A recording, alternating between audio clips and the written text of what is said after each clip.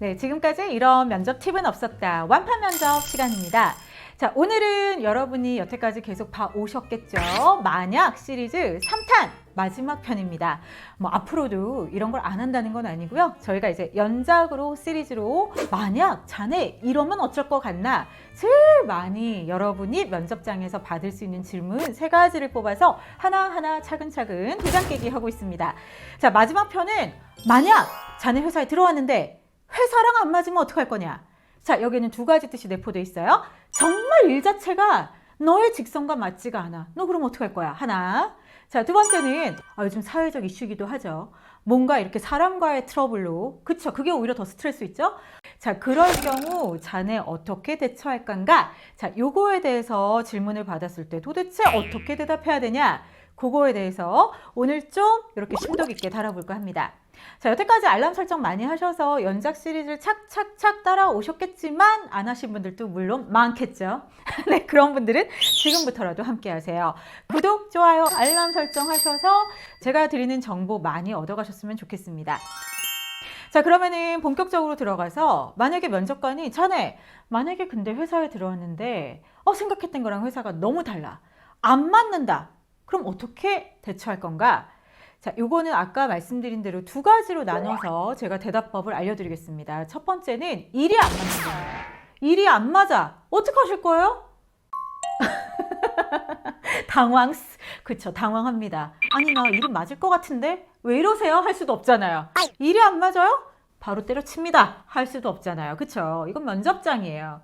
그리고 여러분 본인을 위해서라도 이건 되게 진지한 게 맞습니다. 인생에 대한 태도, 그리고 내가 어쨌든 일은 내 인생에 있어서 어느 부분을 차지하고 갈 텐데 그 일을 대하는 태도라고 한번 생각하고 여러분도 한번 진지하게 생각하고 이건 진지하게 답을 하세요. 일이 솔직히 너무 안 맞아. 그러면 답은 젊을 때 조금이라도 이것저것 시도를 해보기가 더 좋은 나이에 해보는 게 맞을 수도 있어요. 근데 그렇다고 여러분 거기서 안 맞으면 바로 딴 데 가겠습니다 할 사람은 하나도 없잖아요. 그래서 이거를 한번 생각을 하고 염두에 가져가되 기본적으로 여러분 이 회사 면접장에서 여러분한테 직무가 적성에 안 맞으면 어떡할 거야? 라고 묻는 건 이미 틀은 정해져 있어요. 오래 같이 일할 사람인가? 오래 같이 일할 만큼 이렇게 빨리 뭐가 마음에 안 든다고 때려치지 않을 만한 그런 진중한 태도를 가진 인재인가? 요거를 보려고 물어보는 거거든요. 그러니까 그거에 맞춰서 가식적으로 대답하라는 게 아니라 여러분도 한번 생각 틀을 짜고 생각을 해보세요. 여러분, 직무가 마음에 안 든다고 해서 일주일 만에 때려치는 사람 있다 없다? 많다.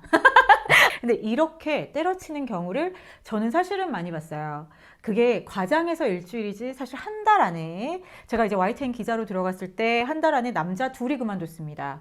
왜냐면 기자는 처음에 들어오면 이 경찰서, 저 경찰서 밤에 잠 안 자고 뺑뺑이 돌리면서 선배한테 보고했다가 깨지고 막 이 땡땡 저 땡땡 여기 막 난무할 수 있는 그 시기가 사실 자존심도 상하고 내가 이러려고 대학 갔어? 나한테 왜 저래 쟤? 이러면서 되게 갑자기 욱하는 시기거든요. 나 젊을 때 때려치고 다른 회사 시험 볼 거야. 이런 경우도 있었고, 자, CJ 쇼호스트라고 다를까요? 어떤 들어왔던 남자아이는 그만둘 때 제가 그래도 한 1년은 다녀보는 게 좋을 것 같은데 하는데 6개월을 못 채우고 빠이빠이 하고 사라지더라고요. 자, 요거는 이제 어떤 면에서 여러분께 얘기를 하냐면 실제로 발생할 수 있는 일이에요. 직무가 안 맞으면 때려치고 빨리 가는 게 맞을 수도 있으나 여러분을 위해서 진지하게 생각해 보세요. 그게 옳은 태도일까요?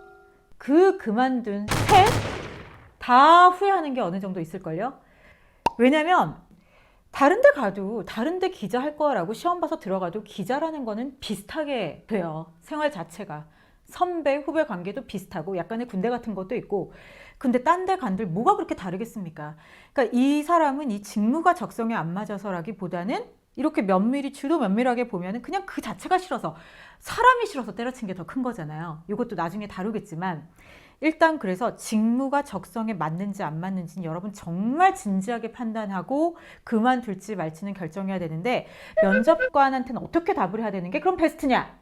일단 진지한 모드입니다. 여기서는 막 가볍게 이렇게 하면 안 돼요. 자, 제가 솔직히 생각을 해봤을 때 직무가 저랑 안 맞는다? 일어날 수 있는 일이고 그거는 되게 슬플 것 같습니다. 왜냐면 저도 되게 노력한 부분이 있는데 일을 해봤더니 정말 그게 안 맞는다. 그러면 되게 뼈저리게 정말 뼈 때리는 그 아픔이 있을 것 같아요.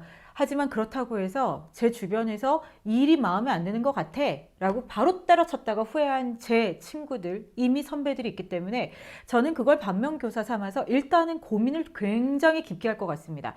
일단 일이 정말 맞는 건지 안 맞는 건지 다방면으로 생각도 하겠지만 뭐 선배랑 고민을 얘기할 수도 있고 상사분과 함께 얘기를 할 수도 있고 아니면 인사과에 직접 얘기를 할 수도 있고 일단은 다방면으로 그만두기 전에 할 수 있는 모든 걸 하면서 이 일에는 최선을 다하면서 제가 조금이라도 관심이 가는 다른 분야를 주말을 활용해서라든지 또 요즘에는 일 끝나고 그렇게 막 야근도 많이 조금 옛날보다는 줄어드는 추세니까 밤에 그 일을 배울 수 있는 뭐 기회가 있으면 해본다든지 동호회 활동을 해본다든지 뭐가 됐든 그 다른 분야와 연관된 거를 해본 뒤에 이거와 저울질 할 것 같습니다. 왜? 해봤더니 이게 더 안 맞을 수도 있거든요. 사람 일은 몰라요. 왔다 갔다 할 수 있고 내가 뭐에 진짜 관심이 있는지 솔직히 여러분 인생은 가혹하지 않습니까? 내 적성을 나이 50에 가서 60에 가서 깨달을 수도 있어요. 그쵸? 갑자기 그때 갔는데 내가 연극 배우에 재능이 있는 거야. 그럼 그때 가서 요즘 뭐 나이 그렇게 중요하지 않죠. 열심히 연극 배우 되려고 우리 윤여정 선생님 보세요. 70에도 아카데미 상 받지 않습니까? 그러니까 여러분 이렇게 인생을 단편적으로 보지 말고 굉장히 다방면으로 다각적으로 고민하겠다라는 애티튜드만 보여주면 일이 직무 적성에 안 맞을 때 그건 어느 정도 넘어갈 수 있어요. 그래서 열심히 한번 고민하고 그 다음에 결론을 내리겠습니다. 일단 거기까지만 해도 넘어가도 오케이. 자, 두 번째, 이게 더 어려울 수 있어요. 사람 때문에 때려친다. 이 사람이라는 건 동료가 될 수도 있고 1, 2년 차이 나는 선배가 될 수도 있고 상사가 될 수도 있습니다. 정말 팀장이 부장이 나만 죽이려고 그래. 나 정말 월요병이 문제가 아니야. 월요일 전에 일요일에는 체해. 소화도 안 돼. 미쳐버릴 것 같아. 이런 직장인 되게 많아요. 그러면은 내가 그 상사분 때문에 그 팀장님 때문에 회사를 때려치는 건 과연 옳은가? 자, 여기서도 진지 모드, 진중하게 고민이 핵심입니다. 진짜 열받아서 때려치는 사람들 있죠? 있어요. 하지만 누구한테 좋은 일이다? 누가 후회할 일이다? 그건 몰라요. 나중에 아까 그거랑 똑같은 예인데 나오고 나서 한 2, 3년이 지났어. 근데 어디를 취직하려고 했는데 취직이 잘 안 되고 옛날에 다녔던 회사처럼 좋은 데 내가 못 가고 있어. 그러면 그 사람 때문에 때려친 내 자신이 너무 후회되고 열받지 않겠습니까? 그래서 어찌됐든 풀려고 노력을 최선을 다하고 나서 때려치는 건 그나마 미련이 안 남습니다. 자, 동료와 문제가 있다. 그럼 그건 해결하는 방법이 있어요. 동료는 뭐 그렇게 위아래가 막 그렇게 나눠져 있는 게 아니잖아요. 1, 2년 차도 뭐 선후배는 있지만 막 그렇게 나를 막 미칠 듯이 괴롭게 하고 물론 그럴 수 있지만 그때 해결하는 방법은 일이에요. 힘들어요. 사람과의 관계가 좋지 않다는 건 누구나 힘들어요. 저도 힘들고 누구도 힘들고 앞에 계시는 우리 PD님도 힘들고. 근데 거기서는 일만 어느 정도 정말 남보다 특출나게 열심히 하고 성실함을 보이든 능력을 보이든 하면 주위 사람들도 다 고만고만할 때이기 때문에 이 사람한테 대한 어떤 좋은 면이 보이고 존경심이 들 수도 있어요. 물론 그거는 바른 모습인데 그러다 보면은 그 사람에 대해서 더 알고 싶고 갈등이 어느 정도 해소가 될 수 있고 이 사람에 대해서 다르게 보는 계기가 생길 수도 있어요. 이건 정말 바르게 풀리는 경우, 안 그럴 수도 있어요. 자, 요거는 근데 뭐 우리가 솔직히 면접에서 뭐 심리학을 거들먹거릴 것도 아니고 내가 뭐 심리학적으로 접근해서 솔루션을 얘기할 것도 아니고 딱 그 정도까지만 짚고 넘어가면 돼요. 회사에 내가 친구 사귀러 가는 것도 아니고 물론 슬프겠죠.